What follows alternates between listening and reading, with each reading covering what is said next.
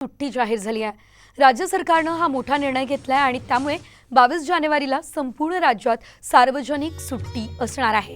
ही मोठी बातमी आपण बघतोय। तर 22 जानेवारीला आता संपूर्ण राज्यामध्ये शाळा असतील, महाविद्यालय असतील, सरकारी कार्यालय असतील, यांना आता सुट्टीच जाहीर झालेली आहे। राज्य सरकारकडून हा मोठा निर्णय आता घेण्यात आलेला आहे। त्यामुळे 22 जानेवारीला संपूर्ण राज्यामध्ये सुट्टी असणार आहे। राम मंदिर लोकार्पण सोहळ्यानिमित्त राज्य सरकारकडून हा मोठा निर्णय घेण्यात आलेला आहे। याआधी 22 तारखेला सार्वजनिक सुट्टी जाहीर करावी अशा प्रकारची मागणी देखील करण्यात आलेली होती आणि आता राज्य सरकारने हा मोठा निर्णय सुद्धा घेतलेला आहे। तर राम मंदिर लोकार्पण सोहळ्यानिमित्त 22 जानेवारीला संपूर्ण राज्यात हे सरकारी कामकाज जे आहे ते बंद असणार आहे। शिवाय शाळा महाविद्यालय देखील बंद असतील।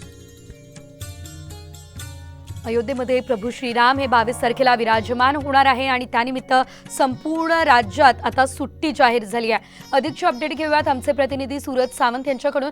सूरज, आपण पाहतोय 22 जानेवारीला एक ऐतिहासिक सोहळा जो आहे तो पार पडणार आहे आणि त्या पार्श्वभूमीवरती आता सुट्टी जाहीर झाली आहे। सविस्तर माहिती।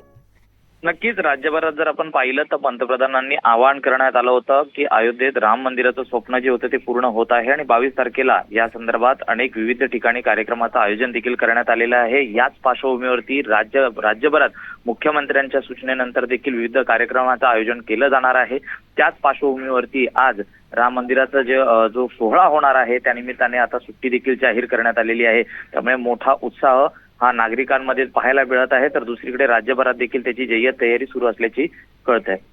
निश्चितच धन्यवाद सूरज दिलेल्या सर्व अपडेटसाठी। तर आपण बघतो राज्य सरकारने आता हा मोठा निर्णय घेतलेला आहे आणि 22 तारखेला संपूर्ण राज्यात सुट्टी जाहीर केलेली आहे। सार्वजनिक सुट्टी ही असणार आहे आणि या दिवशी सरकारी कार्यालय, शाळा, महाविद्यालय बंद असणार आहेत।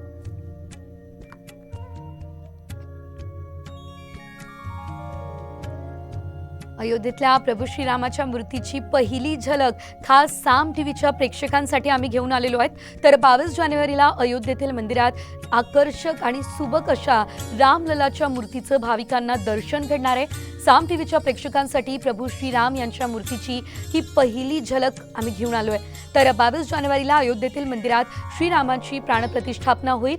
तर पंतप्रधान मोदींसह देशभरातील दिग्गज नेते आणि साधू या सोहळ्याला उपस्थित राहणार आहे। तर आपण बघतोय सर्वात आधी वस्त्रानं झाकलेली राममूर्ती आपण बघितलेली होती। त्यानंतर या मूर्तीच्या डोळ्यावरती वस्त्र असलेलं एक रूप समोर आलेलं होतं आणि त्यानंतर प्रभू श्रीराम यांच्या मूर्तीचं पहिलं रूप समोर आलं। 22 तारखेला होणाऱ्या सोहळ्यासाठी अयोध्या नगरी पूर्ण सजलेली आहे। प्रभू श्रीराम यांच्या मूर्तीचं पहिलं रूप आपण साम टीव्हीवरती बघितलेलं आहे। अयोध्येत अक्षरशः दिवाळी असल्यासारखा उत्साह बघायला मिळतोय। अयोध्येच्या चौकात रांगोळीच्या पायघड्या घालण्यात आल्यात। तर भगवे ध्वज देखील घरांबाहेर लावले जात आहेत। श्रीरामाच्या अयोध्या नगरीमध्ये देशभरातील रामभक्त आता पोहोचलेले आहेत। उत्तर प्रदेशचे मुख्यमंत्री योगी आदित्यनाथ यांनी हनुमानगडी या ठिकाणी जात तिथल्या सुरक्षेचा सुद्धा आढावा घेतलेला आहे। अयोध्या नगरी, रामनगरी अतिशय सुंदर, आकर्षक अशी सजलेली आहे। शरयू